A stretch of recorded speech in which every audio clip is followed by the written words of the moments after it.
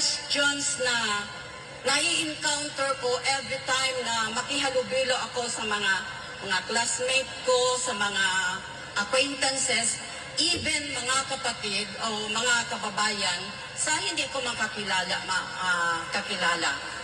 Ang tanong sa akin, ganito, bakit nakakulong ang inyong pastor? Paano kami magbubuto? So, sabi niya, hindi ko tahasang sinagot, pinabayaan ko lang siya. Sabi niya, at ang nagkanulo pa, ay kasama din ninyo. Meaning to say, kilala din niya si pastor. Kaya siguro hindi discontented siya or whatever, ganon. So, bakit may nag-betray at bakit may naghudas? Alam ko ang iba sa inyo, baka may naglalaro ding ganyan mga thoughts sa inyo, mga thoughts sa inyong mga utak, ano? So, sasagutin ko kayo ngayon para yung palaging nagtatanong sa akin o meron pa diyang gustong magtanong, ngayon dito sa entablado, sasagutin ko mga kapatid. So, bakit may nag-betray kay pastor? Bakit may naghudas kay pastor? Aba, parang tinanong mo ako, bakit panahon ni Jesus Christ, mayroong lumitaw na hudas? Diba? Sinong naniniwalang makapangyarihan si Jesus Christ? Sinong naniniwalang maganda ang teachings ni Jesus Christ?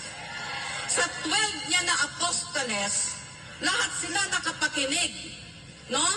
Nakapakinig ng mga fellowship ni Jesus Christ. Naka-witness pa sila sa mga milagrong ginawa ni Jesus Christ. Diba? So bakit siya naging hudas? Mamaya na. Akyat muna tayo sa langit. Sumama kayo sa akin. Doon sa langit, abog ng makapangyarihang Panginoon, may naglitaw nga Lucifer. Diba? Hindi ba alam ng Panginoon na ganitaw si Lucifer? Oh. So bakit, in spite sa kabutihan ng Ama, bakit lumitaw si Lucifer? Alam niyo ba kung ano ang mga common denominator nitong tatlo? Panahon ng Ama sa langit, panahon ni Jesus Christ, panahon ngayon ni pastor. Ano ang common denominator nitong mga tampalasang naging Judas at naging Lucifer? Ang common denominator nila ay corruption. Diba? Greed. Amen. Greed. Si Lucifer, takapagbantay ng bundok ng ginto at mga precious stones na inilalaan ng Panginoong Diyos sa kanyang mga sons and daughters. Si Judas, siya ang treasurer ng grupo. Oh, dito sa panahon ni pastor, multitasking, wag na nating isa-isahin yon. Basta ang common denominator ng tatlong ito, sa tatlong kapanahonan na yan, greed and corruption and pride of life. Oh, meron sana silang 2020 vision, meaning to say, klaro sana ang vision. Nako, mga kababayan, nang makita nila ang bungkus-bungkus na, kay Judas na, 30 silver lang. Oh, lalo na sa panahon ngayon ng ating political landscape. Nawala yung 2020 vision ng mga politiko, sad to say. Noon, 2020 vision. Ngayon, hindi lang 500 ang grado. Bilyon. Kaya hindi na nila nakikita ang tamang landas kasi natapala na ang mga mukha at mga mata ng bandol-bandol. Totoo hindi. O yan ang explanation ko sa inyo. At yung tanong ng tanong sa akin, bakit daw may nagganong kay pastor na maganda man kaya ang kanyang teaching, okay man kaya ang pamamahala.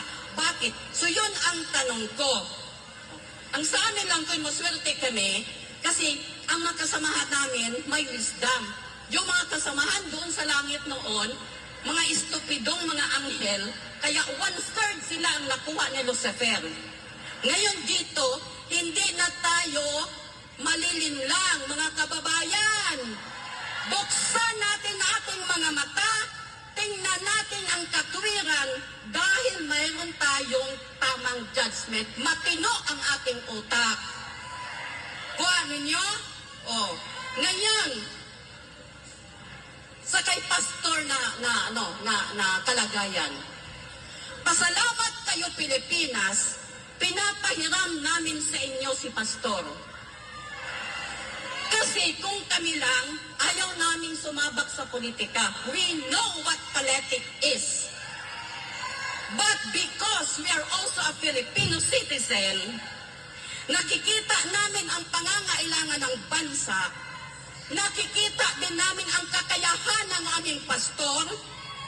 Hindi lang siya pastor, leader siya na may paninindigan.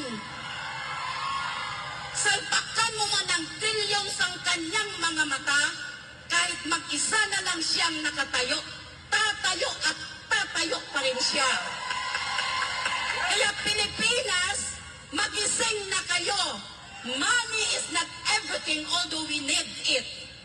Principle, value, honesty, yon ang kailangan ng ating bansa. Oh, huwag kayong padala sa ayuda, ayuda, ayuda.